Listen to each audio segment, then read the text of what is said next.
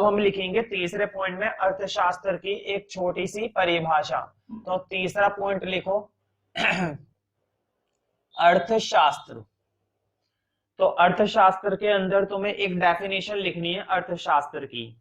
तो मुझे बताओ, उपभोक्ता किस चीज को अधिकतम करेगा? अपनी संतुष्टि को। उत्पादक किस चीज को अधिकतम करेगा? अपने लाभ को। और सरकार क्या करेगी? सामाजिक कल्याण। तो लिखो लिखो अर्थशास्त्र एक ऐसा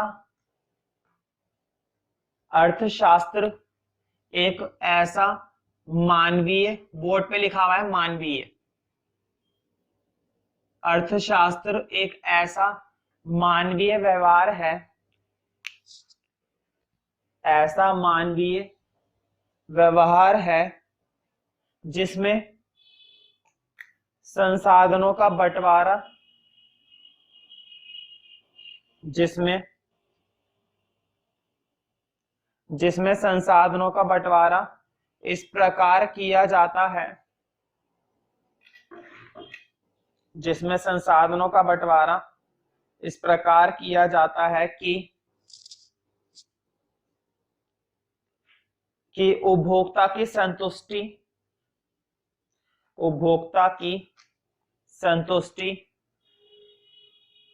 उत्पादक का लाभ, उपभोक्ता की संतुष्टि, उत्पादक का लाभ अधिकतम हो जाए। उपभोक्ता की संतुष्टि, उत्पादक का लाभ अधिकतम हो जाए। और इसके साथ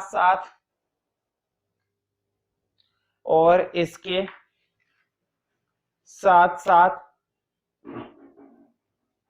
समाज का कल्याण भी, इसके साथ साथ समाज का कल्याण भी अधिकतम हो सके, समाज का कल्याण भी अधिकतम हो सके। ठीक है, तो यहाँ पर तुमने एक बात गौर नहीं करी, संसाधनों का बंटवारा। संसाधन मतलब एक देश के अंदर जितनी भी चीजें हमें पर्याप्त मात्रा में मिलती हैं उसे हम कहते हैं संसाधन। और किसी के लिए कुछ संसाधन हो सकता है, किसी के लिए कुछ। ठीक है, तो हम अपने संसाधनों का कुछ इस तरह से इस्तेमाल करें कि सभी का कल्याण होता रहे। ठीक है, तो ये सारे काम किए जाते हैं अर्थशास्त्र के अंदर। अब कैसे? अब क्वेश्चन ये है कैसे संसाधनों का बंटवारा किया जाए, तो कैसे किया जाए? तो इन सवालों के जवाब मैं अभी नहीं दूंगा, क्योंकि यही सवाल हमें 12th क्लास में मिलेंगे और इनका प्रॉपर सॉल्यूशन वहीं पर है। ठीक है, यहां से तो केवल एक क्वेश्चनिंग उठा दी जाती है, इसका प्रॉपर आंसरिंग हमें वहीं पे मिलेगी। खैर, अभी तक तुमने चैप्टर पर गौर नहीं करा। चैप्टर का नाम था अर्थशास्त्र की अवधारणा तथा अर्थशास्त्र में सांख्यिकी। मैं इतनी देर से अर्थशास्त्र तो समझाया जा रहा हूं, और अर्थशास्त्र की धारणा होती क्या है, अर्थशास्त्र का अर्थ क्या होता है, वो तुम्हें समझ में भी आ गया होगा। लेकिन अभी तक मैंने तुम्हें सांख्यिकी के बारे में नहीं बताया कुछ भी। मुझे बताओ, एक देश के अंदर बहुत सारी समस्याएं होती है, बेरोजगारी की समस्या, गरीबी की समस्या, निर्धनता की समस्या, जनसंख्या की समस्या, महंगाई की समस्या, कीमत की समस्या, बिजली की समस्या, बहुत सारी समस्याएं। जब एक इकोनॉमी की बात करते हैं, एक अर्थव्यवस्था की बात करते हैं, तो दुनिया भर की समस्याओं का सामना करना पड़ता है। अब भाई उन समस्या का सामना हम करेंगे और समस्या का हल भी निकालेंगे। एक सरकार क्या करती है, समस्या को पहले निर्धारित करती है, देखती है कि समस्या है क्या, फिर उस समस्या का निष्कर्ष निकालती है और निर्णय निकालती है कि इसका कैसे हल किया जाए। जैसे कि अगर मैं तुमसे बोलूं कि 2010 में बेरोजगारी लगभग एक देश के अंदर 1000 लोग बेरोजगार थे, काफी छोटी बात मैंने बोली है। 2010 में एक देश में 1000 लोग बेरोजगार थे और ये संख्या बढ़ते बढ़ते 2012 में 1200 हो गई। बताओ तुम क्या निष्कर्ष निकालोगे? तुम ये कह सकते हो ना कि लगभग 2 साल के अंदर अंदर कितनी बेरोजगारी बढ़ गई? लगभग 200 लोग और बेरोजगार हो गए। ऐसा होना आम बात है, खास करके जब हम भारत की बात करते हैं तो ऐसा होना एक आम बात है। इसका मतलब ये हुआ कि तुम्हारे पास कुछ आंकड़े थे। आंकड़े मतलब ये संख्यात्मक आंकड़ी तो है, इनके बेस पर ही तो तुमने तुरंत कह दिया कि भैया ये तो ऐसा लग रहा है जैसे कि बेरोजगारी बढ़ गई। बिल्कुल बढ़ गई भाई, पहले 1000 लोग बेरोजगार थे और आज की डेट में 1200 लोग बेरोजगार है। इसका मतलब 200 लोग और बेरोजगार हो गए, जो बढ़ोतरी हुई है। तो तुमने तुरंत इन आंकड़ों के आधार पर क्या निकाल दिया, निष्कर्ष। ध्यान रखना, जब हमारे पास आंकड़े होते हैं इनको हम क्या बोलेंगे, आंकड़े। और आंकड़ों के आधार पर हम क्या निकालना पसंद करते हैं, निष्कर्ष। पसंद क्या करते हैं, निकाले जाते हैं। निष्कर्ष मतलब परिणाम, ठीक है। आंकड़ों के आधार पर निष्कर्ष निकालना, यही कहलाता है सांख्यिकी। आंकड़ों के आधार पर निष्कर्ष निकालना, यही क्या कहलाता है, सांख्यिकी। अब मुझे बताओ, अर्थव्यवस्था में तो बहुत सारी समस्याएं, अगर सभी समस्याओं के आंकड़े हमें मिल जाए, जनसंख्या के आंकड़े मिल जाए, कीमत के आंकड़े मिल जाए, महंगाई के आंकड़े मिल जाए, तो क्या हम आंकड़ों के आधार पर निष्कर्ष निकाल लेंगे, बिल्कुल निकाल लेंगे। और अगर एक बार निष्कर्ष निकल जाएगा तो हमें पता चल जाएगा कि अच्छी स्थिति हो रही है या और बुरी स्थिति हो रही है। तो जब हमें स्थिति के बारे में पता चलेगा तब हम उस स्थिति में क्या करना पसंद करेंगे, सुधार करेंगे। तो ऐसा अर्थव्यवस्था में अक्सर किया जाता है, और ये सिर्फ किसकी वजह से हो पा रहा है, सांख्यिकी की वजह से। अगर हम आंकड़ों के आधार पर निष्कर्ष नहीं निकाल पाएंगे तो इसका मतलब ये है कि हम सांख्यिकी का इस्तेमाल नहीं कर रहे हैं, ठीक है। तो सांख्यिकी अर्थव्यवस्था में काफी सुधार लाने में मेहनत करती है और हेल्प करती है, सहायता प्रदान करती है। तो तुम्हें अगला पॉइंट लिखना है, फोर्थ पॉइंट में लिखना है सांख्यिकी। तो सांख्यिकी, ध्यान रखना, सांख्यिकी कहने का मतलब ऐसी बातें जिसमें हमारे पास क्या होते हैं, आंकड़े। बिना आंकड़ों के आधार पर तुम कुछ नहीं कर सकते।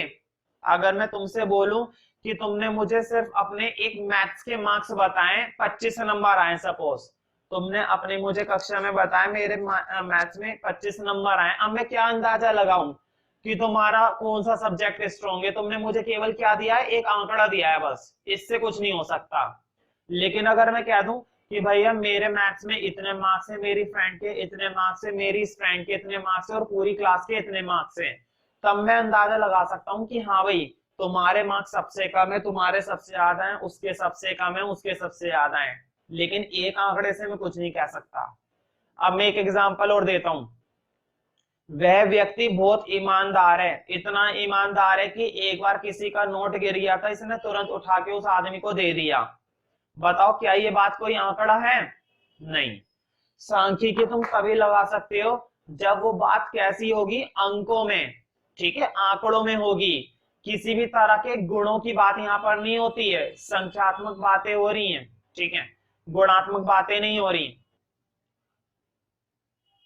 तो सांख्यिकी के अंदर हम बेसिकली हम बातें किसकी करते हैं, आंकड़ों की। तो लिखो इसके अंदर, सांख्यिकी का अर्थ है, सांख्यिकी का अर्थ है कि सांख्यिकी, बोर्ड पे लिखा हुआ है सांख्यिकी,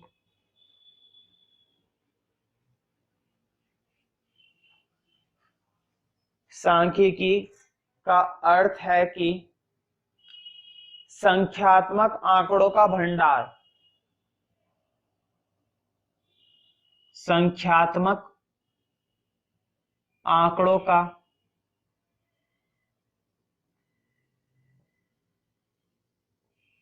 भंडार।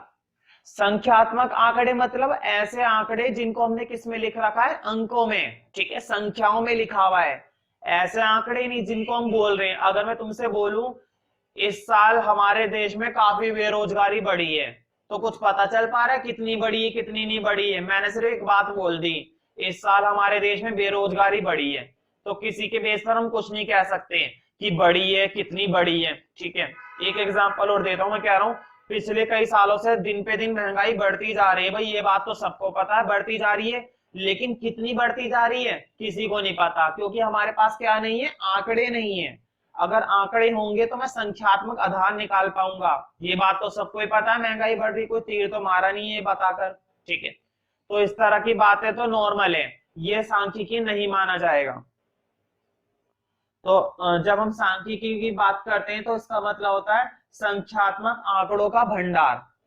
अगर संख्यात्मक आंकड़े हैं तो ही सांख्यिकी है, नहीं तो सांख्यिकी नहीं है। तो लिखना सांख्यिकी का अर्थ है संख्यात्मक आंकड़ों का भंडार। लिखो अर्थात, बोर्ड पे लिखा हुआ है, अर्थात हम संख्यात्मक आंकड़ों के अनुसार, अर्थात हम संख्यात्मक आंकड़ों के अनुसार संख्यात्मक आंकड़ों के अनुसार निष्कर्ष निकालते हैं। निष्कर्ष मतलब हम परिणाम निकालते हैं, उनके आधार पर फैसला लेते हैं कि एक देश की स्थिति अच्छी है या बुरी है।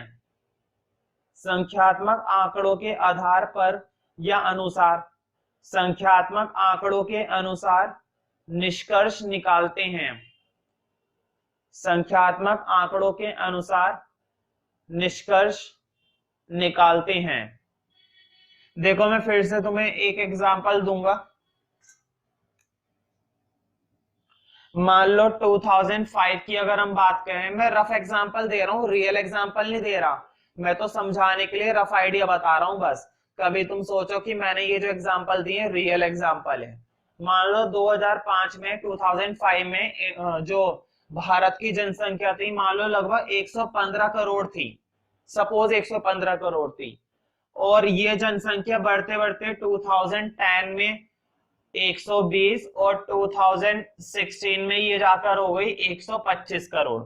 तो मुझे बताओ 2005 से लेकर 2016 तक के जो आंकड़े तुम्हारे पास हैं, उन आंकड़ों के आधार पर क्या फैसला लोगे, जनसंख्या बढ़ी है या कम हुई है?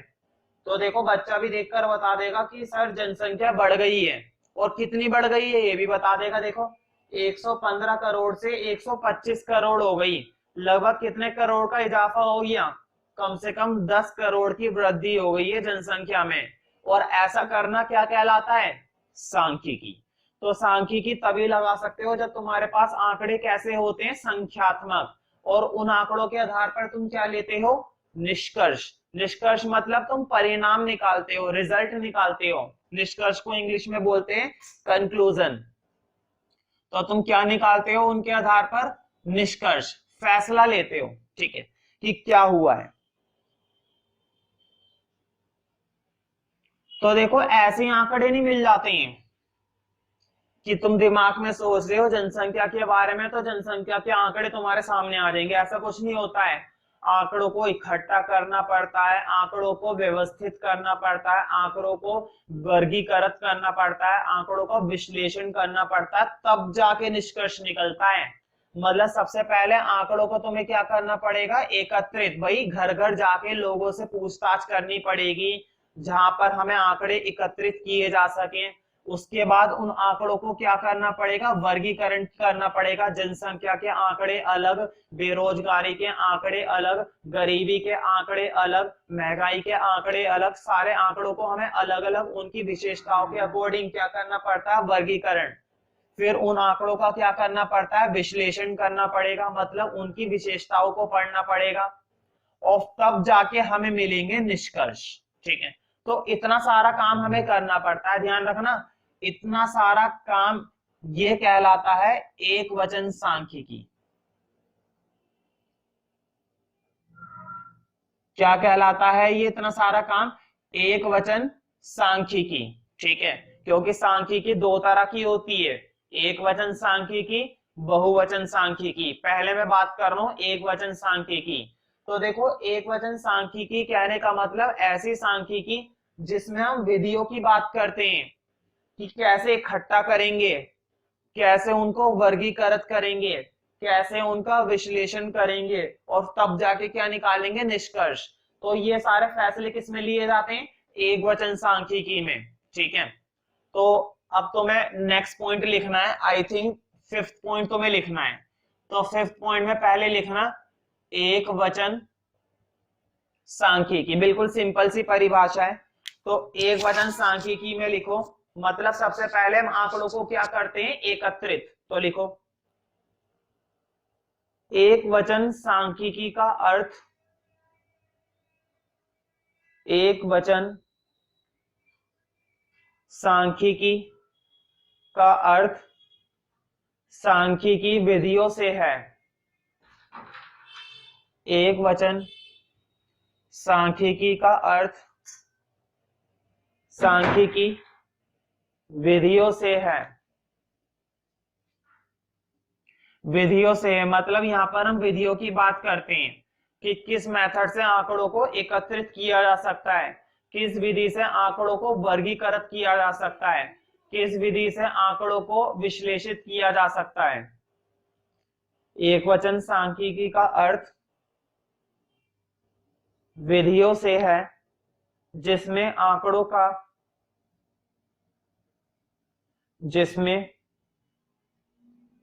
का एकत्रीकरण, एकत्रीकरण मतलब इकट्ठा करना। सबसे पहला स्टेप तो यही होता है भाई, आंकड़े जब आएंगे, अब ऐसे ही थोड़े ना आएंगे आंकड़े हमारे पास, हमें घर घर जाके एकत्रित करने पड़ेंगे, पूछताछ करनी पड़ेगी, जिसमें तुम्हें एक मेथड पहले से मालूम होगा, जनगणना। जनगणना की जाती है ना, वो भी एक मेथड है। तो आंकड़ों को सबसे पहले किया जाता है एकत्रित। तो देखो, एकत्रित वर्ड थोड़ा मुश्किल है इसलिए मैं ये वर्ड लिखता हूं संकलन, एक ही बात है। संकलन करने का मतलब यही होता है, एकत्रित करना। आंकड़ों का संकलन, कॉमा वर्गीकरण, फिर उनको क्या कर देना होता है, वर्गीकरण अलग अलग करना होता है, टेबल में, कॉलम में, सर्कल में, पाई चार्ट वगैरह, ठीक है। वर्गीकरण कॉमा प्रस्तुतिकरण, तब जाके उनको किया जाता है प्रस्तुत, पेश किया जाता है। पहले आंकड़ों को इकट्ठा करो, फिर उनको डिस्ट्रीब्यूट कर दो अलग अलग, फिर उनको प्रस्तुत करो, फिर उनका क्या करो, विश्लेषण, फिर लिखो कॉमा विश्लेषण, और लास्ट में जाके निकलता है निष्कर्ष। तो लिखना निष्कर्ष।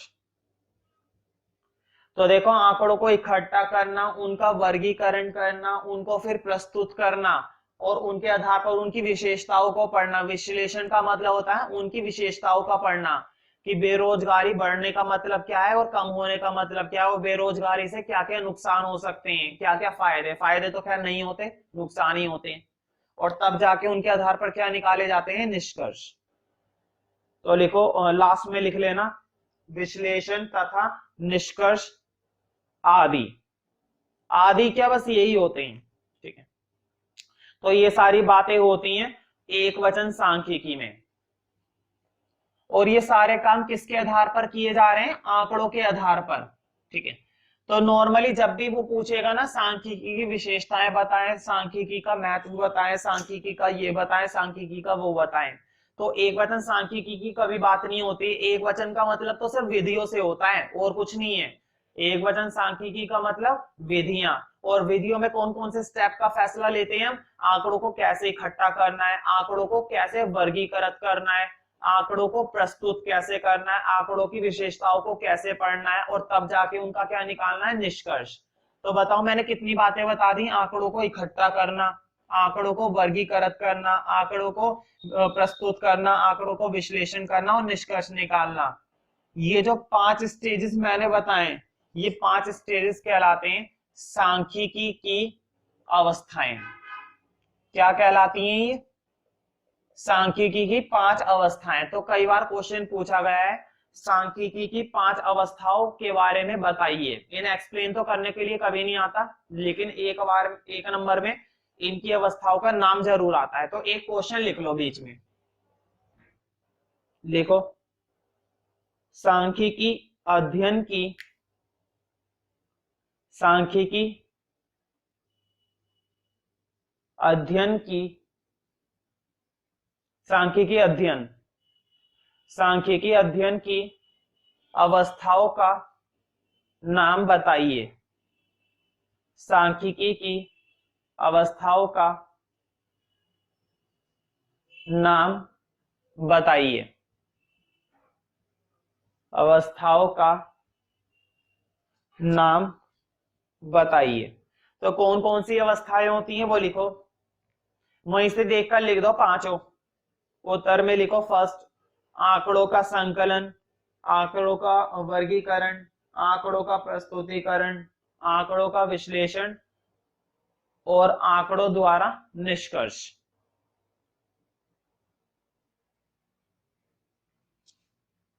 तो ये पांचों स्टेप्स तुम वहां से देख सकते हो, ठीक है।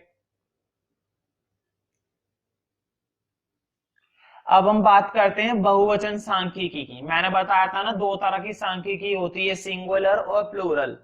एक वचन का मतलब उन विधियों का मतलब कैसे आंकड़ों के आधार पर काम करना है, और बहुवचन का मतलब होता है आंकड़े। बहुवचन सांख्यिकी मतलब आंकड़े सिर्फ, ठीक है। तो चैप्टर का फर्स्ट हेडिंग डालना है, क्योंकि पूरे चैप्टर में जो पढ़ना है ना तुम्हें बहुवचन ही पढ़नी है। एक वचन तो स्टार्टिंग में आ गई थी, बस एक डेफिनेशन बस। उसके बाद पूरे चैप्टर में तुम्हें एक वचन देखने को नहीं मिलेगी, हमेशा सिर्फ किसकी बात होती है, बहुवचन सांख्यिकी की। तो चैप्टर की स्टार्टिंग यहाँ से होती है और चैप्टर का हेडिंग भी तुम्हें यही डालना है, बहुवचन सांख्यिकी। पहले तो डाल देना बहुवचन सांख्यिकी, और इसके लिए इसका दूसरा नाम भी लिख लेना, इसको समंक भी कहा जाता है। बहुवचन सांख्यिकी को क्या बोला जाता है, समंक, या फिर सिंपल भाषा में केवल एक ही वर्ड इस्तेमाल किया जाता है, सांख्यिकी। वो बहुवचन कभी कभी लगाते नहीं है शब्द, बहुवचन नहीं भी लगाएंगे ना तब भी इसका मतलब क्या है, सांख्यिकी मतलब समंक, ठीक है। तो पहले तो इसकी डेफिनेशन लिखनी है। तो जब हम बहुवचन सांख्यिकी की बात करते हैं तो इसका मतलब होता है आंकड़े, सिर्फ संख्यात्मक आंकड़े। तो फर्स्ट पॉइंट में लिखना, लिखो जब सभी आंकड़ों को अंकों के रूप में लिखा जाता है। अंकों के रूप में, अंक मतलब संख्या। अगर मैं कह रहा हूं तुम अपनी क्लास में बिल्कुल अच्छे नंबरों से पास हुई है, बहुत अच्छी पोजीशन आई है, या अच्छे पोजीशन से पास हुए हो, ठीक है, तो ये सिर्फ आंकड़ा है, सांख्यिकी नहीं है। हर एक आंकड़ा सांख्यिकी नहीं होता है। अगर कोई आंकड़ा अंक में लिखा हुआ है या फिर बहुत सारे आंकड़े अंक में लिखे हुए हैं, तभी वो बात क्या कहलाती है, सांख्यिकी। नहीं तो वो सांख्यिकी नहीं कहलाएगी। जब सभी आंकड़ों को अंकों के रूप में लिखा जाता है, जब सभी आंकड़ों को अंकों के रूप में लिखा जाता है, अंकों के रूप में लिखा जाता है, तो इसे हम बहुवचन सांख्यिकी कहते हैं। अंकों के रूप में लिखा जाता है तो इसे हम बहुवचन सांख्यिकी कहते हैं। जब सभी आंकड़ों को अंकों के रूप में लिखा जाता है तो इसे हम बहुवचन सांख्यिकी कहते हैं, बहुवचन सांख्यिकी कहते हैं। लिखो जैसे कई सारे होते हैं, बेरोजगारी से संबंधित आंकड़े, जनसंख्या से संबंधित आंकड़े, महंगाई से संबंधित आंकड़े, ठीक है, निर्धनता से संबंधित आंकड़े। तो लिख लो कुछ एग्जांपल, लिखो जैसे जनसंख्या संबंधी आंकड़े, जैसे जनसंख्या संबंधी आंकड़े, कॉमा, बेरोजगारी संबंधी आंकड़े, बेरोजगारी संबंधी आंकड़े आदि। जनसंख्या संबंधी आंकड़े, बेरोजगारी संबंधी आंकड़े आदि, ठीक है। तो इस तरह की बातें होती हैं बहुवचन सांख्यिकी में, ठीक है। अब मैं तुमसे एक क्वेश्चन पूछूंगा, मुझे बताना क्या उसे सांख्यिकी बोला जाएगा, क्या उसे समंक बोला जाएगा, क्या उसे बहुवचन सांख्यिकी बोला जाएगा। एक क्वेश्चन है बहुत सिंपल सा, हर साल मैं पूछता हूं और लगभग सभी बच्चे जवाब दे देते हैं। तो एक क्वेश्चन लिखो, लिखो सिया, बोर्ड पे लिखा हुआ है ना, सिया 5 फुट लंबी है। कितने फुट की है, 5 फुट। सिया 5 फुट लंबी है, वर्ड इंपॉर्टेंट है, लंबी, मतलब उसकी लंबाई कितनी है 5 फुट, कॉमा टिया, बोर्ड पे लिखा हुआ है नाम, टिया 45 किलो की है। कितने किलो की है? 45। सिया 5 फुट लंबी है, टिया 45 किलो की है। और एक क्लास लिख लो कॉमा, किया, किया का भी नाम लिखा है बोर्ड पे, किया 15 साल की है।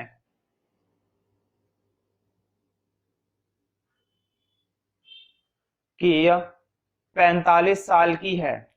क्या ये आंकड़े सांख्यिकी हैं? देखो क्वेश्चन, क्या ये आंकड़े सांख्यिकी हैं? तो देखो इन आंकड़ों का फैसला लेना है सांख्यिकी है या नहीं। मैंने ये बात बोली थी, जब कोई आंकड़ा संख्या में लिखा हुआ होता है, अंकों में लिखा हुआ होता है, तो हम उसको सांख्यिकी बोलते हैं। चलो ठीक है, मैंने बात मान ली। जब सारे आंकड़े संख्या में लिखे हुए होंगे तो सांख्यिकी होंगे। लेकिन अगर आंकड़े संख्या में लिखे हुए और लिखने के बाद हम निष्कर्ष भाई संख्या, सांख्यिकी का इस्तेमाल क्यों कर रहे हैं? निष्कर्ष निकालने के लिए, कुछ फैसला लेने के लिए। इसलिए तो संख्यात्मक प्रश्नों का इस्तेमाल हम करते हैं। आंकड़ों का इस्तेमाल इसी काम के लिए तो कर रहे हैं, ताकि हम निष्कर्ष निकाल सकें। अगर निष्कर्ष ही नहीं निकाल पाएंगे तो किस बात की फिर वो सांख्यिकी? क्या कोई फायदा हुआ सांख्यिकी का? नहीं, कोई फायदा नहीं हुआ फिर तो। अब देखते हैं जरा इधर, देखो जब हम सिया, चलो ठीक है सारे आंकड़े संख्या में लिखे हैं। पहले तो मैं इसका आंसर बता देता हूं कि ये सांख्यिकी नहीं है। अब मैं बताता हूं क्यों। देखो इसकी बात कर रहे हैं तो ये 5 फुट लंबी है, इसकी बात कर रहे हैं तो इसके वेट की बात हो रही है, उसका वेट बताया गया है 45 किलो की है। और किया की जब हम बात कर रहे हैं तो उम्र की बात कर रहे हैं।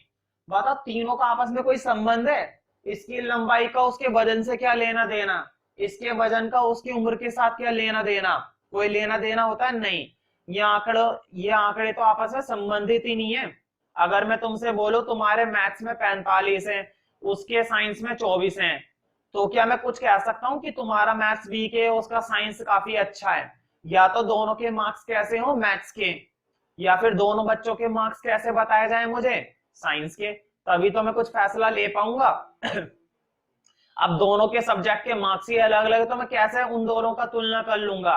बताओ इन तीनों की आपस में तुलना की जाएगी? कोई नहीं। और जब तुलना ही नहीं की जा रही तो किस बात के निष्कर्ष निकालोगे? अगर मैं कह रहा हूं एक देश की जनसंख्या 125 करोड़ है और एक देश में बेरोजगारी इतनी है, तो क्या आपस में संबंध होगा इनका? अगर मैं तुमसे कहता हूं 2010 में जनसंख्या 125 करोड़ थी और 2015 में बेरोजगारी बढ़कर 1200 लोगों की हो गई, 2015 में बेरोजगारी इतनी है, ये तुम्हें किसके आंकड़े दिए गए? बेरोजगारी के, अनएम्प्लॉयमेंट के। और ये किसके आंकड़े दिए गए? जनसंख्या के, पॉपुलेशन के। बताओ दोनों का आपस में कोई संबंध है? कुछ भी नहीं है। तो इनको भी हम सांख्यिकी नहीं बोलेंगे। आंकड़े होना अच्छी बात है, आंकड़ों का संख्या में होना ये भी अच्छी बात है, लेकिन आंकड़े आपस में क्या होने चाहिए? संबंधित।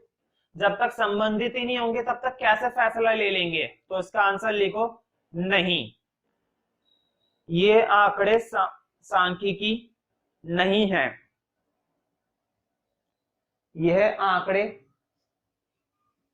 सांख्यिकी नहीं है, क्योंकि इन आंकड़ों का आपस में कोई संबंध नहीं है,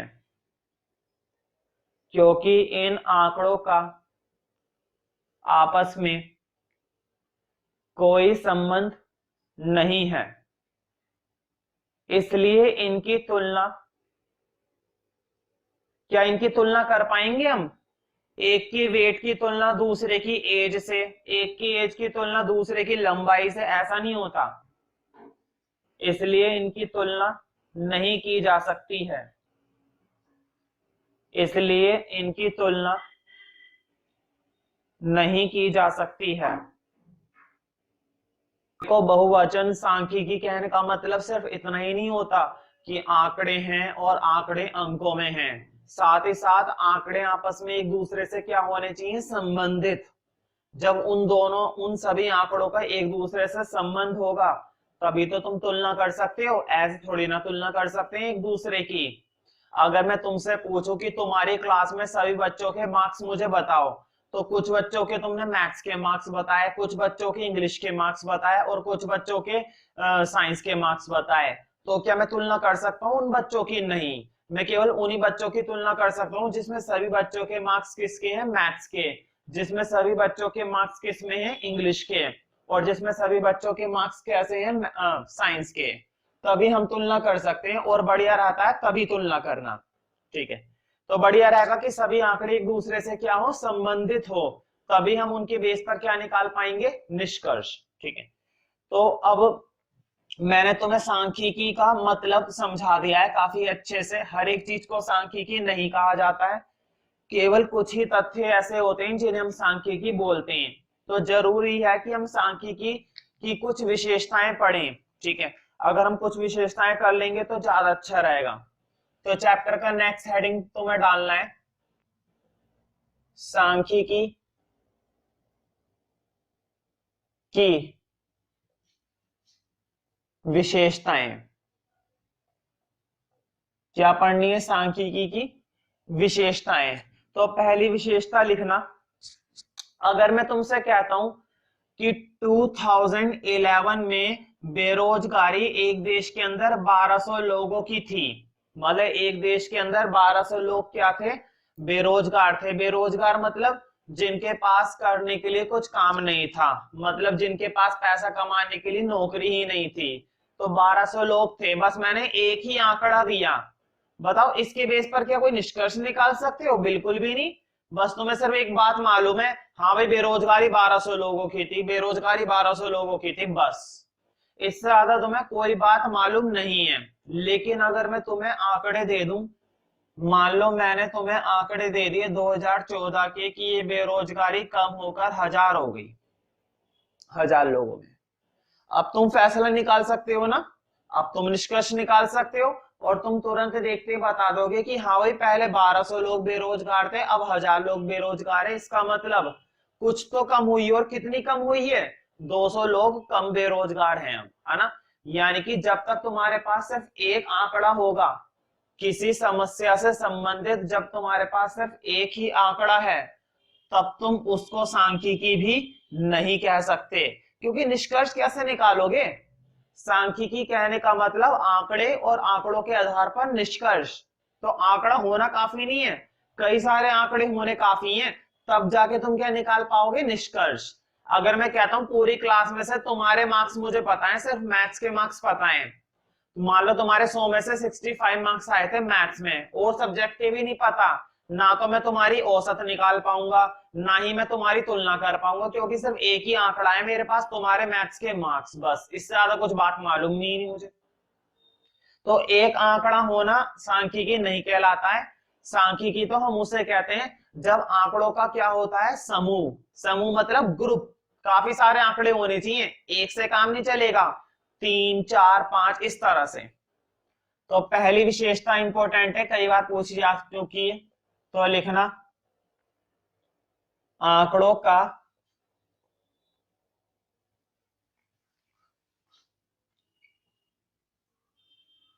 समूह। आंकड़ों का समूह, तो समूह के लिए लिखो, हाँ ये मात्रा जो मैंने नीचे इधर लगा दी गलती से, ये इधर आएगी। ठीक है, हिंदी में अक्सर गलती हो जाती है मुझसे। तो लिखो, यदि हमारे पास एक ही आंकड़ा है, यदि हमारे पास एक ही आंकड़ा है,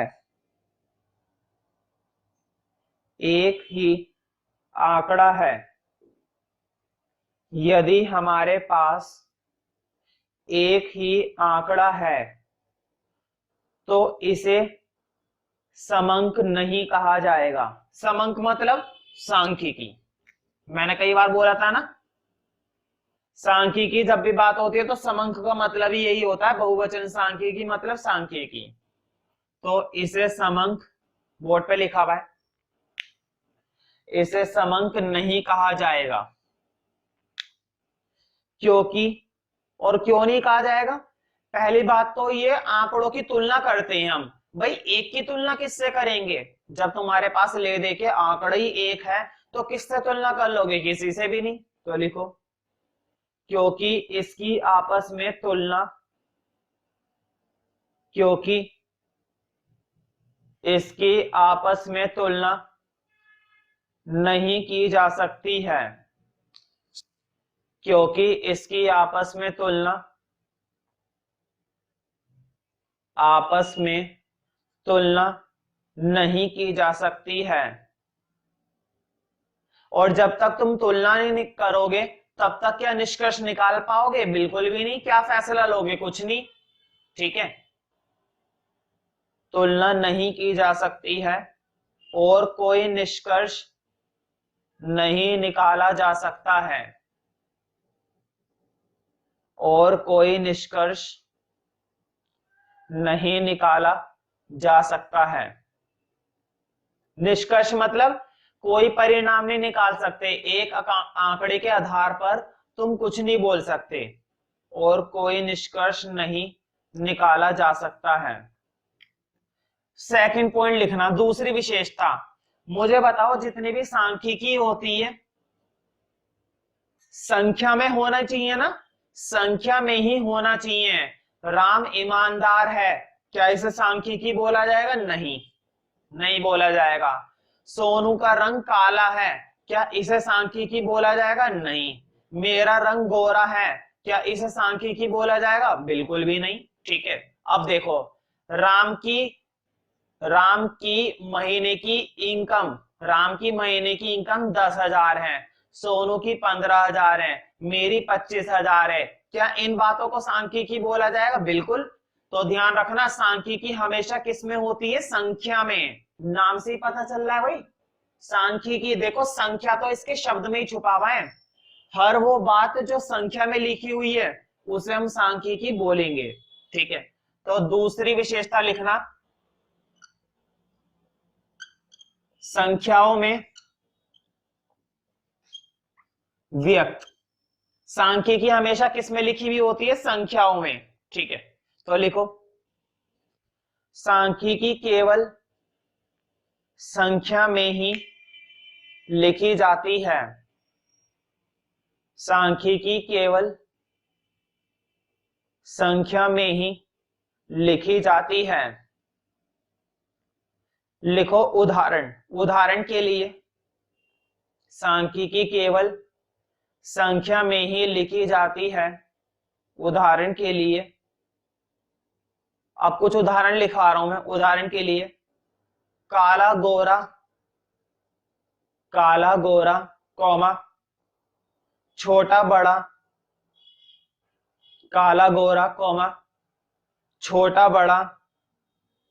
बताओ ये जो मैंने दो तरह की बातें करी हैं, काला गोरा छोटा बड़ा, क्या इन बातों को सांख्यिकी बोलेंगे? नहीं, कहीं पर भी किसका जिक्र नहीं हुआ है? संख्या का, कहीं पे भी संख्या की बात आई नहीं है। तो लिखो इस प्रकार के तथ्यों को, बोर्ड पे लिखा हुआ है तथ्य,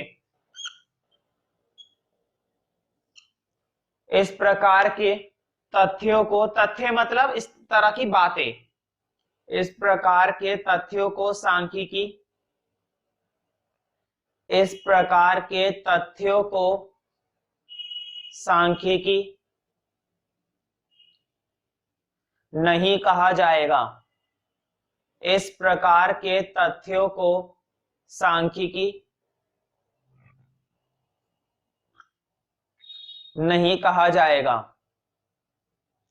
सांख्यिकी नहीं कहा जाएगा। अब देखते किसे कहा जाएगा, तो लिखो इसी में लेकिन, इस प्रकार के तथ्यों को सांख्यिकी नहीं कहा जाएगा, लेकिन सचिन 2 फुट का है। सोचो 2 फुट का कितना कम होता है, बोना है इसका मतलब। लेकिन सचिन 2 फुट का है। अब मैं दूसरा उदाहरण लिखा रहा हूं, सचिन 2 फुट का है कौमा राहुल 7 फुट का है। सचिन तो देखो 2 फुट का था, कौमा राहुल 7 फुट का है। सीमा 5 फुट की है, सीमा 5 फुट की है, 2 फुट, 7 फुट और 5 फुट। तो मुझे बताओ, अब जो मैंने आंकड़े लिखवाए, क्या इन आंकड़ों को हम सांख्यिकी बोलेंगे? क्या इन्हें सांख्यिकी कहा जाएगा? बिल्कुल। पहली बात तो एक से ज्यादा आंकड़े, पहली विशेषता ठीक हो गई।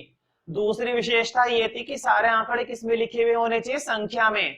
क्या ये संख्या में लिखे हुए? बिल्कुल ठीक, ये संख्या में लिखे हुए। दूसरी विशेषता भी हो गई।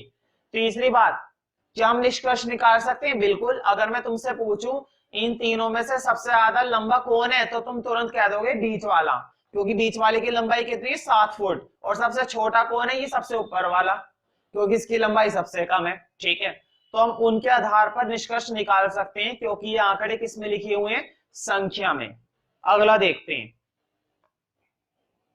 तुम्हें मालूम है, अगर कोई समस्या होती है, अगर कोई किसी भी तरह की समस्या है, छोटे लेवल की बात करते हैं, बेरोजगारी की समस्या, जनसंख्या की समस्या, कीमत की समस्या, महंगाई की समस्या, किसी भी तरह की समस्या है, अगर तुम्हें समस्या से कारण का पता चल जाए कि वो किस वजह से हो रही है, कारण समझते हो, उसका होने का कारण अगर पता चल जाए और अगर उस कारण पर काम करो, तो बताओ वो कारण खत्म कर दिया जाए तो वो समस्या भी खत्म हो जाएगी। जैसे मैं एक एग्जांपल देता हूं, मान लो तुम्हें पढ़ाई के अंदर कोई बात समझ में नहीं आ रही है, वो क्या कारण है जो तुम्हें चीज समझ में नहीं आती है?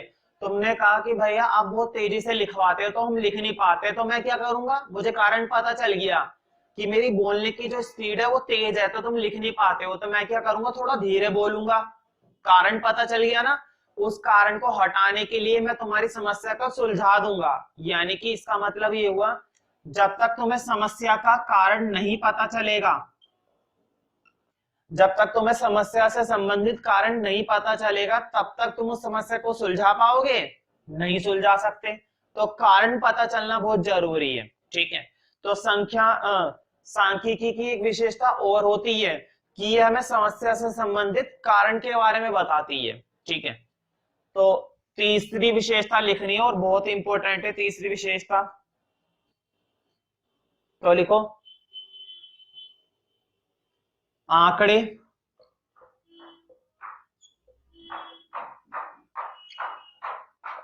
कारणों से संबंधित।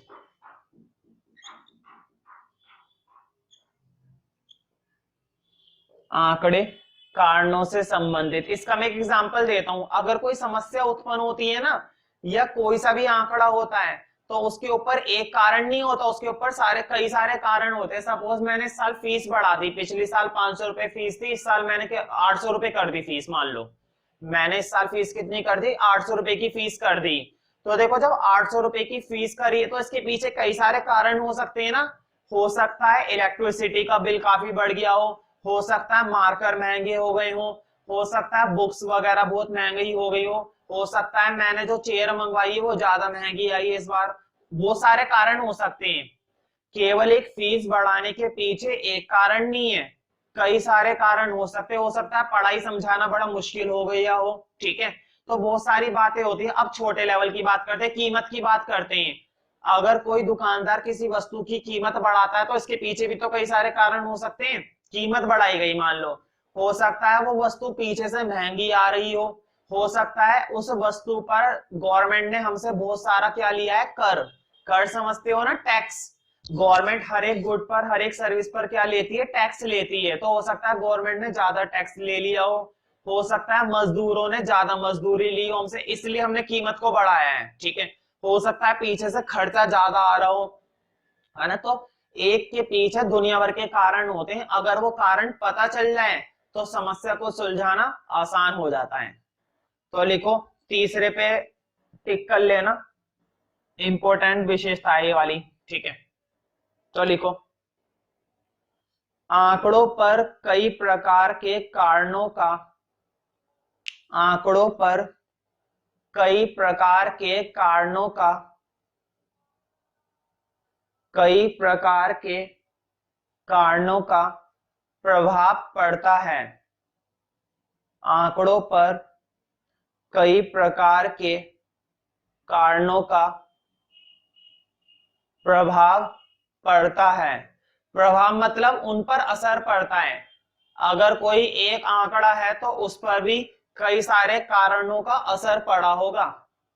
आंकड़ों पर कई प्रकार के कारणों का प्रभाव पड़ता है।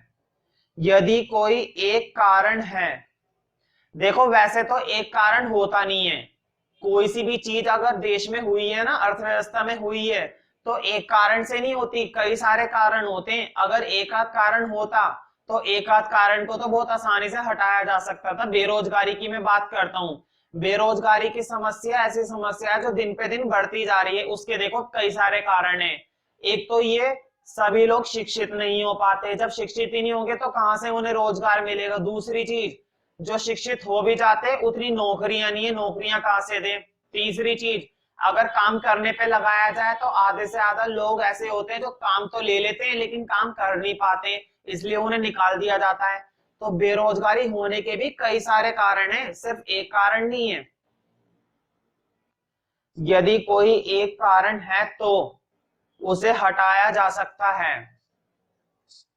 यदि कोई एक कारण है तो उसे हटाया जा सकता है। तो उसे हटाया जा सकता है। लिखो जैसे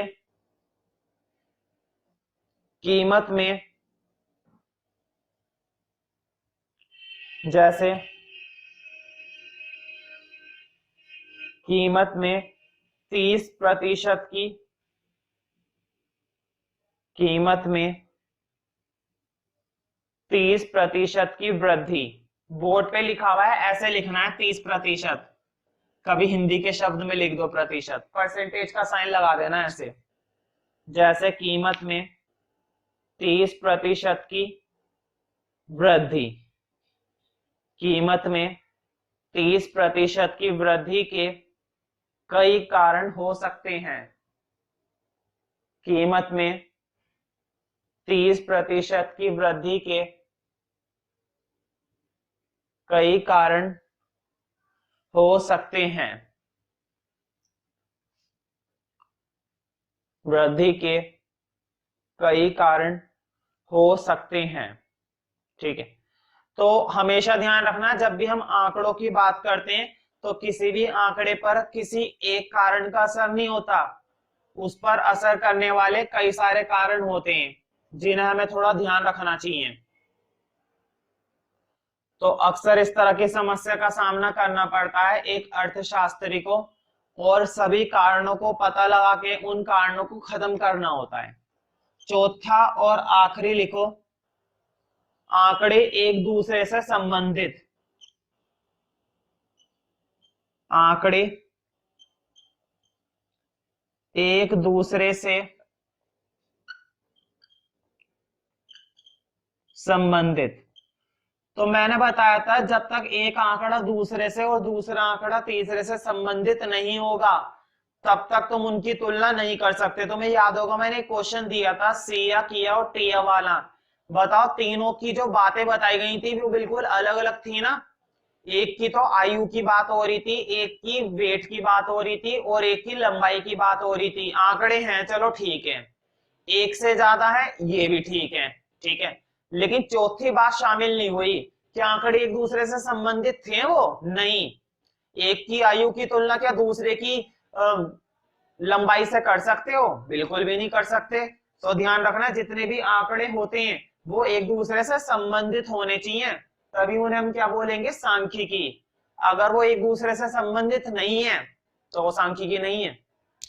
तो लिखो, केवल उन आंकड़ों को सांख्यिकी कहते हैं, केवल उन आंकड़ों को सांख्यिकी कहते हैं, केवल उन आंकड़ों को सांख्यिकी कहते हैं जो एक दूसरे से, जो जो एक दूसरे से संबंधित होते हैं। जो एक दूसरे से संबंधित होते हैं, संबंधित होते हैं, जिससे उनके बीच, जिससे उनके बीच तुलना की जा सके, जिससे उनके बीच तुलना की जा सके, जिससे उनके बीच तुलना की जा सके। अगर हम उनके बीच तुलना कर पाएंगे, मतलब अगर आंकड़े एक दूसरे से संबंधित हैं और तुलना कर सकते हैं, तो ही हम निष्कर्ष निकाल सकते हैं, वरना हम निष्कर्ष नहीं निकाल पाएंगे। ठीक है, तुम्हें याद होगा मैंने एक एग्जांपल और दिया है। मान लो तुम्हारे क्लास में कुछ बच्चों के मुझे बस मैथ्स के मार्क्स पता है और कुछ बच्चों के साइंस के मार्क्स पता है। बताओ दो ग्रुप का क्या कंपैरिजन कर सकता हूं मैं? नहीं। एक के तो मैथ्स की बात हो रही है और एक के साइंस के मार्क्स की बात हो रही है। या तो दोनों ग्रुप के किसकी बात हो रही होती? मैथ्स की, ताकि मैं मैथ्स का कंपैरिजन कर सकता कि हाँ भाई ग्रुप ए का मैथ्स अच्छा है और ग्रुप बी का मैथ्स उतना अच्छा नहीं है जितना अच्छा ए का है। लेकिन यहाँ पर तो सब्जेक्ट ही अलग है, तो फर्क पड़ जाता है। जिससे तुलना की जा उनके बीच तुलना की जा सके और निष्कर्ष निकाल सके, जिससे उनके बीच तुलना की जा सके और निष्कर्ष निकाल सकें, और निष्कर्ष निकाल सकें। लिखो उदाहरण। राम का रंग काला है, राम का रंग काला है। पहली बात तो ये बात तो खैर सांख्यिकी नहीं है, क्योंकि क्या ये आंकड़ा कोई संख्या में लिखा हुआ है? नहीं, ये तो रंग की बात हो रही है। राम का रंग काला है, कौमा सोहन का वजन 60 किलो है, सोहन का वजन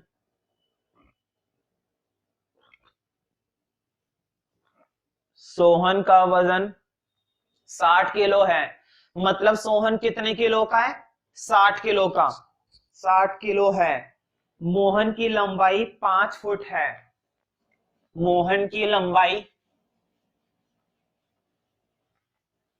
5 फुट है। अब मुझे बताओ क्या इन तीनों बातों को समंक कहा जाएगा? बिल्कुल भी नहीं। हालांकि जो पहली वाली बात थी वो तो आंकड़ा ही नहीं है, क्योंकि वो आंकड़ा किसमें नहीं लिखा हुआ है? संख्या में, तो उसको तो सांख्यिकी ही नहीं कहेंगे। लेकिन अगर बाकी दो की भी बात करें तो देखो, एक की तो बात हो रही है वजन की और एक की बात हो रही है लंबाई की। क्या तुलना कर सकते हो? नहीं। तो लिखो, इन्हें समंक नहीं कहा जाएगा, इन्हें समंक, बोर्ड पे लिखा हुआ है समंक, इन्हें समंक नहीं कहा जाएगा, क्योंकि इनकी तुलना नहीं की जा सकती है, क्योंकि इनकी तुलना नहीं की जा सकती है, क्योंकि इनकी तुलना नहीं की जा सकती हैं। ठीक है, तो क्योंकि हम इनकी तुलना ही नहीं कर सकते, और जब तक हम तुलना नहीं कर सकते तब तक निष्कर्ष नहीं निकालेंगे, और जब तक निष्कर्ष नहीं निकालेंगे तो किस बात की सांख्यिकी? भाई अर्थशास्त्र के अंदर सांख्यिकी का इस्तेमाल कर रहे हैं, किस लिए कर रहे हैं? ताकि हम उसकी मदद से मुश्किलों को खत्म करें, समस्याओं का समाधान करें। इससे तो समस्या ही नहीं पता चलेगी, आंकड़ों का संबंध ही नहीं है एक दूसरे से। ठीक है, तो देखो सांख्यिकी कई तरह से मदद करती है एक अर्थशास्त्री की।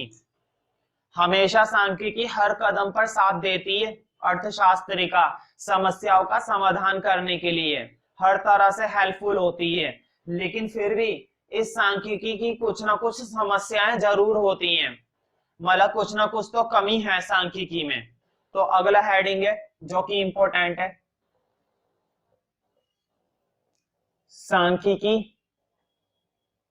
की सीमाएं। अब हमें पढ़नी है सांख्यिकी की सीमाएं। स्लैश लगा के एक वर्ड और लिख लेना, कमियां। अब हम बात करेंगे इसकी कमी की। ठीक है, अब हमें क्या देखना है? इसकी कमियां। ठीक है, और एक ऑब्लिक करके वर्ड और लगा लेना, हानियां। क्या क्या हानि है इससे। तो सीमाएं शब्द तुम्हें बुक में मिल जाएगा, कमियां और हानियां अक्सर पेपर में पूछा जाता है। ठीक है, मुझे बताओ किसी भी धंधे के लिए, किसी भी तरह का बिजनेस हो, चाहे छोटे लेवल का बिजनेस हो चाहे काफी बड़े लेवल का बिजनेस हो, ठीक है, हर तरह का बिजनेस, चाहे कम प्रॉफिट वाला हो चाहे ज्यादा प्रॉफिट वाला हो, ईमानदारी मायने रखती है या नहीं रखती। किसी भी व्यक्ति के लिए ईमानदारी बहुत मायने रखती है। ईमानदार होना बहुत मायने रखता है, बड़े से बड़े बिजनेस के लिए और छोटे से छोटे बिजनेस के लिए। ठीक है, तुम्हारी ईमानदारी। दूसरी चीज मेहनत, किसी भी इंसान की मेहनत मायने रखती है नहीं रखती। कोई व्यक्ति कितनी लगन से काम कर रहा है, अब जहां पर भी वो जॉब करता है, किसी भी कंपनी के लिए जॉब कर रहा है या अपना खुद का काम कर रहा है, लगन बहुत मायने रखती है, मेहनत बहुत मायने रखती है, ईमानदारी बहुत मायने रखती है। लेकिन क्या इन सब बातों को सांख्यिकी में लिया जाएगा? बिल्कुल भी नहीं ले सकते, क्योंकि सांख्यिकी केवल किसके लिए काम करती है? उन बातों के लिए जो किसमें लिखी हुई होती हैं? संख्या में। क्या ईमानदारी, लगन, मेहनत, इस तरह से ये सब बातें क्या संख्या में लिखी जा सकती हैं? नहीं। लेकिन इन बातों को सांख्यिकी बिल्कुल भी इंक्लूड नहीं करती, ये इसकी सबसे बड़ी हानि है। इन बातों पर सांख्यिकी नहीं अप्लाई की जा सकती, जबकि ये बातें कितनी जरूरी है बात तुम भी जानते हो। ठीक है, अगर मैं ईमानदारी से ना पढ़ाऊं, अगर मैं अपनी निष्ठा के साथ ना पढ़ाऊं, जिम्मेदारी के साथ ना पढ़ाऊं, तो बताओ क्या तुम्हारे लिए बात अच्छी होगी कि मैं जिम्मेदारी से नहीं पढ़ा रहा? बिल्कुल भी नहीं ना। लेकिन इस तरह की बातों को सांख्यिकी में कोई वैल्यू नहीं दी जाती, जबकि असल जिंदगी में इनका महत्व संख्याओं से ज्यादा होता है।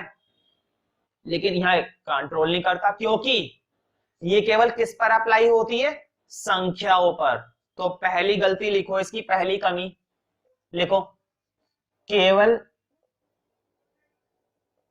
संख्यात्मक, केवल संख्यात्मक तथ्यों का अध्ययन, संख्यात्मक तथ्यों का अध्ययन। मतलब इस सांख्यिकी में हम केवल किन बातों का अध्ययन करते हैं, किन बातों को पढ़ते हैं? केवल संख्यात्मक बातों को। गुणात्मक एक भी नहीं होता, वो अच्छा है, वो गोरा है, वो ईमानदार है, ये काफी मेहनती है, कोई मतलब नहीं है। केवल किस पर ध्यान देता है? संख्या पर। वह बंदा ईमानदार है और 10 लाख कमाता है, ये बंदा चोरी करता है और 20 करोड़ कमाता है। सांख्यिकी के लिए कौन सी बातें ज्यादा महत्वपूर्ण है? ये 10 लाख और करोड़ वाली, ना कि ये बात ज्यादा महत्वपूर्ण है कि वो ईमानदार है और ये चोर है। ठीक है, तो संख्यात्मक पर ध्यान देती है सांख्यिकी। तो लिखो, सांख्यिकी का प्रयोग केवल, सांख्यिकी का प्रयोग केवल संख्यात्मक तथ्यों के लिए ही, सांख्यिकी का प्रयोग केवल, सांख्यिकी का प्रयोग केवल संख्यात्मक तथ्यों के लिए ही, संख्यात्मक तथ्यों के लिए ही किया जा सकता है, संख्यात्मक तथ्यों के लिए ही किया जा सकता है। इसका प्रयोग गुणात्मक तथ्यों के लिए, गुणात्मक मतलब जिनमें गुण वाली बातें होती हैं, बोर्ड पे लिखा हुआ है गुणात्मक, इसका प्रयोग गुणात्मक तथ्यों के लिए नहीं किया जा सकता है, इसका प्रयोग गुणात्मक तथ्यों के लिए नहीं किया जा सकता है, नहीं किया जा सकता है। लिखो, जैसे श्याम ईमानदार है, जैसे श्याम ईमानदार है,